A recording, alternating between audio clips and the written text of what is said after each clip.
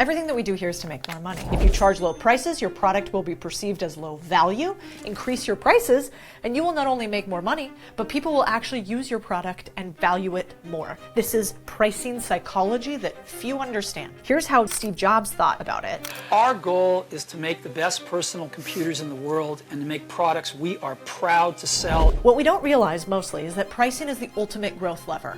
Yet most small businesses fail to pay attention to it, and if they do, they tend to underprice out of fear. The reality? Get it wrong, you'll hate your customers. Get it right, and you can help yourself build a profitable, resilient business that customers respect and pay for. So today, I'm going to go through how do you price your business better. Your action steps are going to be these. Hello and welcome to the Big Deal Podcast. I'm Codie Sanchez, and this week we're doing something a little different. If you've ever asked, why do you make these videos? Well, I own a portfolio of businesses, and we invest in small businesses across the country, and we invest in the infrastructure and technology of the companies that build our small businesses. So part of the reason why I am doing these episodes now on Build is so that you may one day partner with us. Maybe you let us invest in your company. Maybe we grow alongside you. Maybe even sell your company to us. So I hope you make more money. I hope you build it in your community. And also, I hope that you build a small business so I don't have to go to any more chains. Without further ado, let's get into it. If you want to make more money, the easiest thing to do is actually sell things for more money. If you charge low prices, your product will be perceived as low value. Increase your prices, and you will not only make more money, but people will actually use your product and value it more. This is pricing psychology that few understand. What we don't realize mostly is that pricing is the ultimate growth lever. Yet most small businesses fail to pay attention to it, and if they do, they tend to underprice out of fear. The reality? Your pricing dictates your profits, customer quality, and brand perception. Get it wrong, you'll hate your customers. Get it right, and you can help yourself build a profitable, resilient business that customers respect and pay for. I wish more people paid attention to the powerful levers in a business that pricing is. Set it wrong, you struggle with thin margins, weak growth, and constant pressure to sell even more just to break even. So today, I'm going to go through how do you price your business better. Your action steps are going to be these. 1, raise your prices. If it's been over a year, you're behind. 2, compare against competitors. If you're the cheapest, you're likely undervaluing yourself. Also remember guys, you can only price yourself the absolute cheapest to the bottom. There is no value in being the second most cheap. So why play that game anyway? 3, you're going to test and track, increase prices incrementally, and measure customer response. 4, I want you to offer tiers. This is how you capture different customers with different pricing levels. Most people charge one price, you're going to expand at least 3. 5, this is how you communicate value. You frame price changes around quality, not just cost. And then 6, monitor and adjust. You don't set it and forget it. So here's my guide on how to raise prices so that your customers thank you for it. I built something for you builders. If you are building a business right now, I think this is the playbook for scaling businesses. We call it our contrarian operating system. It's how I manage all of our businesses to both grow really simply, but consistently. And it's free for you. If you want it, just click the link in the show description and try out the operating system. I really think, you guys, if you want to have a business, not a job, you have to have a system and a process and not a hope and a prayer. If this is useful for you all as well, you can talk to my team. We have tons of resources for builders. I am here to make sure you succeed. In our portfolio, we've realized if you don't understand pricing, your business will be held back from ever hitting its potential. It is oddly overlooked. So let's jump into some examples. I think the best way to learn is by modeling. Let's look at YouTube. YouTube TV has raised its prices by 137%. 2017, they launched, it was $34.99. And by January 2025, it was $82.99. Remember when YouTube TV was the cheap alternative to cable? I mean, I remember this. 5 years after launch, the price doubled. Fast forward to the hike in January, and we're starting to wonder if it's a ripoff. Think YouTube ever felt anger at increasing their bottom line? Nope, not really. While prices are rising steadily, so are paying customers. They're estimated to surpass every other ad live TV platform by 2026. 8 million paying subscribers at the end of 2024, so like 600 million in revenue. But they're not the only massive companies to successfully raise prices. We've got Netflix. Netflix raised their prices from $8 a month in 2007 to $23 a month today.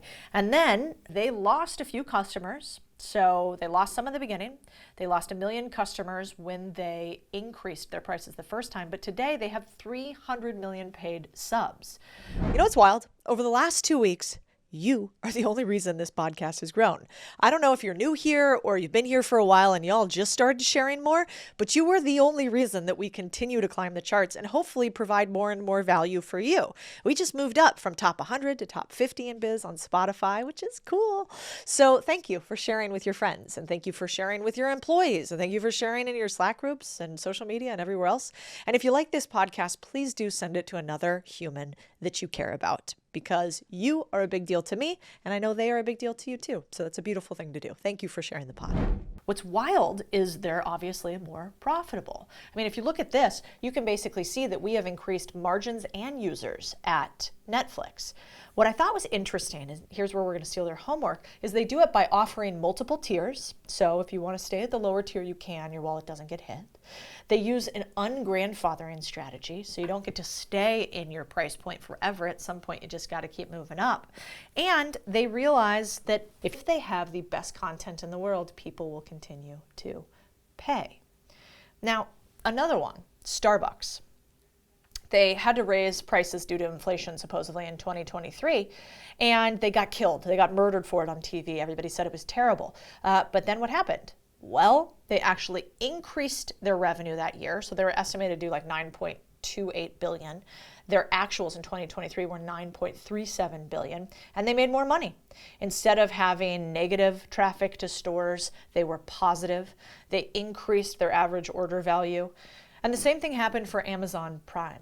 You know, they basically went and tripled their price since they first started in 2025. Now, I think the moral of the story here is if big companies are doing it, it doesn't always mean that your little company can do it, but how can you steal their homework? So how do you raise prices and have customers thank you? First, we're going to go with value bundling. So YouTube is streaming the Super Bowl. Amazon just added new Prime benefits. Starbucks just launched a new favor. How could you quit now when they have something that you want? In our business, that may be something like, let's say, that you run a small window cleaning company, like we do, Pinks. Well, in our window cleaning company, if you want to have the new power washing service added one time a year, you need to be on a recurring payment plan. So we bundle it. That keeps you in a position. At Contrarian Thinking, if you want to come to all of our community events, well, that is only a possibility if you stay with us in one program. So we're going to bundle.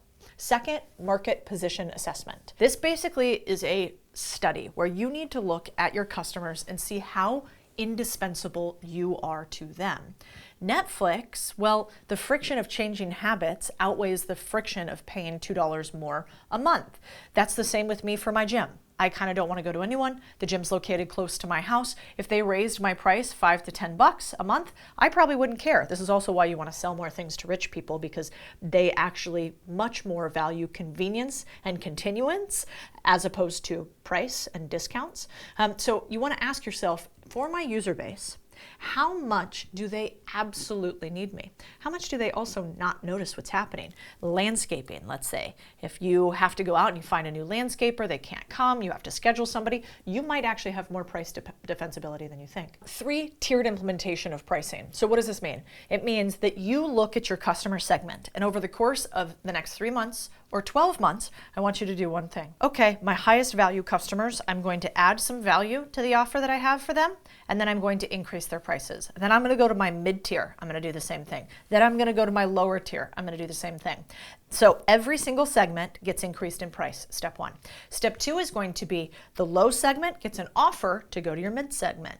Well, you know, you have our basic car wash. The basic car wash doesn't include cleaning up the wheels and spraying the interior. Would you like to upgrade to the premium car wash? Okay, cool. Upgrade to that. So now we've not only increased the price of the low, the mid, and the high, but we're moving customers from low to mid to high. They have a choice in both, and they get value in both. Lastly, we do the math. Everything that we do here is to make more money. So there are really 3 ways to make more money in your business, right? You can do acquisition, you can get new customers, you can do retention, you can keep those same customers, or you can charge more to your current customers. Any of those three gives you more money. Well, what's interesting is Y Combinator did a study, and they said for every 1% increase in each one of these, acquisition, retention, and monetization, what amount of growth do we get from it? Well, it turns out if you get 1% increase in new clients, you get about 3.5% growth. If you get 1% increase in retention, keeping your clients, you get about 6.6% growth. And if you get 1% increase in the monetization, or how much you charge to your clients, you get about 12% growth. So basically 12x. By the way, if you're building a business right now and you're stuck or you want to break out to the next level, maybe you're not where you want to be today. Believe me, I've been there many, many times. I want you to know I got you. We help thousands of business owners a year figure out how to scale to the next level. One of my favorite mentors said, every level you have, there's just a higher level and a higher devil. And so if you've been in business for a while and you're doing 6, 7, or 8 figures, there's probably one thing standing in the way of your next level. That's why we host growth and scale workshops 4 times a year throughout the year in Austin, in Miami, in San Diego, and you may be a fit to come to one of them. If it sounds interesting to you to get help on how to scale your business to the next level, you can reach out to my team at the link in the show notes. We believe in you builders, but we also believe that it's a lonely road and you can't do it by yourself. What I like about this is this tells me that actually raising your prices not only is one of the easier things to do, but gives you the highest return on your money or growth. So we should really obsess on it. So if we know it's going to make us more money, the question is, won't I lose customers if I raise prices? And here's the truth. Price-sensitive customers are often less loyal anyway. They'll jump ship the second a cheaper option comes along. By raising prices, you filter out basically bargain hunters and find your true fans, or what we call your right fit customers. Now, I love this line that Peter Thiel talks about. The extreme binary view of the world I always articulate is that there are exactly 2 kinds of businesses in this world. There are businesses that are perfectly competitive, and there are businesses that are monopolies. What if my competitors undercut me? Well, let me say this. Your prices probably shouldn't be your selling point. Instead, you got to focus on differentiating through your value and quality. When you're the best at what you do, price becomes a triviality. Also, your aim in business is to achieve some semblance of control. So the ability to control is to set prices. This happens when you've created unique value. And I know monopoly sounds like a bad word, and it often is kind of. But Peter explains why it's not what you think. What if I can't raise my prices? You can. So how can you tell if you should raise your prices? You may just be too scared to raise your prices. And so these are the telltale signs your business is ready to raise. Number 1, you're selling out or can't keep up with demand. When you're drowning in orders, it's a clear signal the market is willing to pay you more for what you offer. Raise prices to align supply and demand and keep some sanity. Number 2, if you haven't raised your prices in over a year, then you need to. Inflation alone justifies a 2 to 5% annual bump, and your costs have definitely increased. So if you keep prices stagnant, that means you actually lose money. Inflation is the benchmark, but most of my portfolio companies are on a 3-month rotation. So every single 3 months, we look at the right pricing. Number 3, if your competitors charge more than you, have you done an evaluation of your competitor pricing? If you're pricing significantly less than them, it's a negative signal against you, actually. Because remember, price is an indicator of value. So if you let low prices paint the wrong picture, you might be making less money and losing sales. So that's why we get to number 4, which is preserving a premium image. Would you think highly of a Louis Vuitton bag if it cost $30? High-end brands aren't bashful about their prices. They filter out penny pinchers and they actually signal value. Here's how Steve Jobs thought about it, and I think it's pretty perfect. I can tell you what our goal is. Our goal is to make the best personal computers in the world and to make products we are proud to sell. We just can't ship junk. There are thresholds that we can't cross because of who we are. We want to make the best personal computers in the industry. Number 5, if you don't have multiple price tiers, you need to. Different customers have different needs and budgets. So basic, pro, premium, this is how you capture a wider range of the market. I like to start with 3. You can always add more. I have not met a business yet that does not need multiple price tiers. Every single business does. In fact, we had one business where it was a landscaping business, and they basically offered an RFP, a custom quote for every single user. And they thought that sounded good because they were really scared about messing up price amounts. But instead, what do? They gave 3 options. Here's the basic, here's the pro, here's the premium. And they made sure that they had enough wiggle room in there that those prices covered just about anything. Number 6, your commercial and retail rates are the same. So B2B clients have deeper pockets than consumers. Don't be afraid to charge them accordingly. Usually there's the rule of 20 to 100. So a 20 to 100% premium for commercial work is standard practice. If I charge a retail customer me $20, I can usually offer that price somewhere from 40 to 120 for a commercial work. 7, if you don't offer subscription options, this is like the holy grail of pricing. Predictable recurring revenue makes you less reliant on one-off sales. I like how YC partner Aaron Epstein explains how SaaS businesses make a killing here and why most other businesses fail. Let's watch part of this really quickly. We also see that SaaS businesses are most likely to make the top 100 list. This means that customers keep paying them every single month or every single year until the customer explicitly says to stop. Number 8, you don't incentivize longer commitments. If right now you don't incentivize longer commitments, you should. The longer a client commits, the more valuable they are. So offer discounts for clients who sign 6 to 12 month contracts up front. It's a win-win. They save money, you get guaranteed cash flow. So what I would say is on this one in particular, at all of our scaling workshops, we look at everybody's prices and we make sure that we also try to accelerate cash forward. So price changes don't always have to mean you charge more. It might mean you charge less, but they have to pay more upfront. So we need to get really creative with this.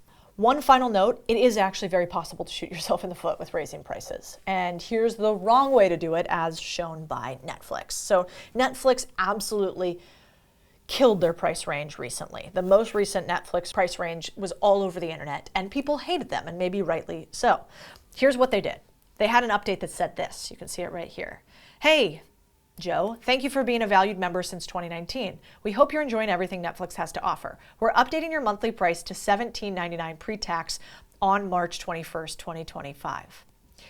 So instead of doing a magic moment, they said, you've been a valued customer for years. For no reason whatsoever, we're going to materially increase your price. It went from being $7.99 to almost $28.28 after taxes. And you can see the internet was like, rah, losing it.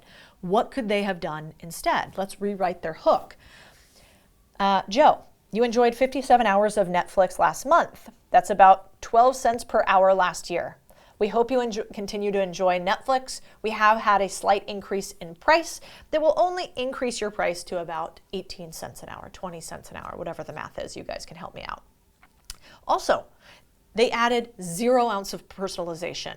It falls flat. Remind your customer how they trusted you instead of reminding them how long they've been with you and how you don't care.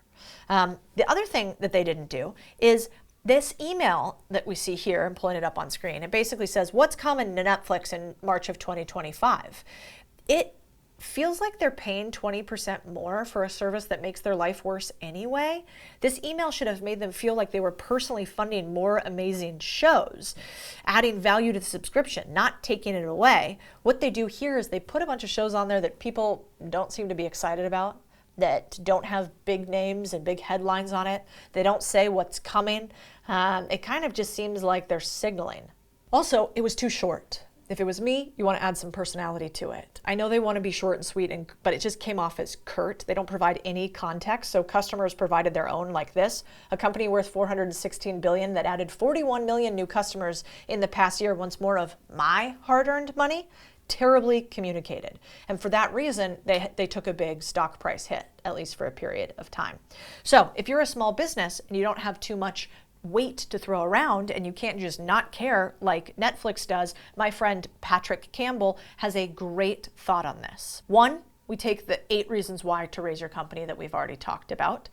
2, we think about how to show that you care. Hey, we know that tariffs are happening across the country right now. Instead of raising prices to perfectly match that, we only raised it to cover our costs to make sure that we can still keep the lights on. Thank you so much for being with us. We will continue to do everything possible to make this service at a reasonable cost for you. Just tell them the truth out loud instead of saying we want to do it no matter what. Moral of the story, guys, if you don't raise your prices, you won't have any margin. If you don't have any margin, you won't be able to beat your competitors. And the number one rule of business is whoever makes the most money wins, because they can just pay more for your customers. And eventually, because you were being nice, you will be out of business. If you guys liked this episode and you want to hear more, please tell me. The only way this podcast grows is when you guys share. So thank you so much for sharing the Big Deal podcast. You guys are the ones that help this grow. Let us know how you felt about this build episode. And if you tell me in the comments what you want to say to raise your prices, I'll respond back and tell you if that is a terrible idea or not.